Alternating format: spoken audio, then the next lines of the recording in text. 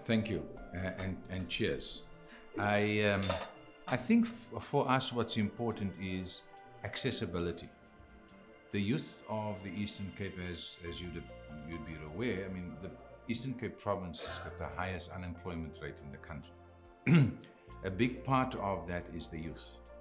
So we find ourselves in a precarious situation where there are many youth who have degrees, who have finished grade 12, but where to from there? I think we are endeavoring to be a go-to institution for the youth that are looking to focus on ICT, and also those who have ideas, who are entrepreneurial by their very nature, and to afford them the opportunity to focus on it. So the iHUB having a footprint in the broader Eastern Cape is critical because it talks to the provincial government's key deliverables, which is, job creation, skills development, and a focus on the youth. There are also programs that are driven through the Office of the Premier. I forget how you pronounce it. I think it's called the Isikala Fund, or Isikola Fund. Yes, fund, which is also has a focus on youth skills development. Then one of the other partnerships that we are working with jointly with the Office of the Premier is with Microsoft. So to answer your question, long story short, it's critical for us to have a footprint throughout the Eastern Cape because Nelson Mandela Bay is not the Eastern Cape. We have youth that are desperate, that are in very difficult situations north of the Fish River, which is Umtata and the likes. I don't know if that hopefully answers your question.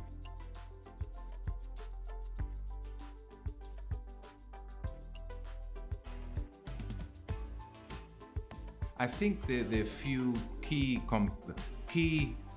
aspects that we need to be cognizant of. The world is driven by ICT right now.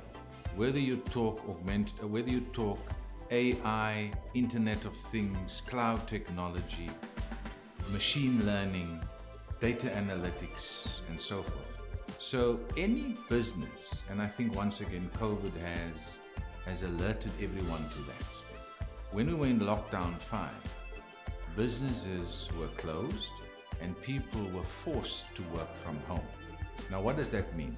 ICT, connectivity. How do you engage with your counterparts or colleagues? So, I think all of us, me particularly, we have Zoom fatigue and Microsoft Teams fatigue because that's how we had to communicate. So I think the world has woken up to the fact that ICT is not a nice to have anymore, it's a must have. So the Eastern Cape can't lag behind.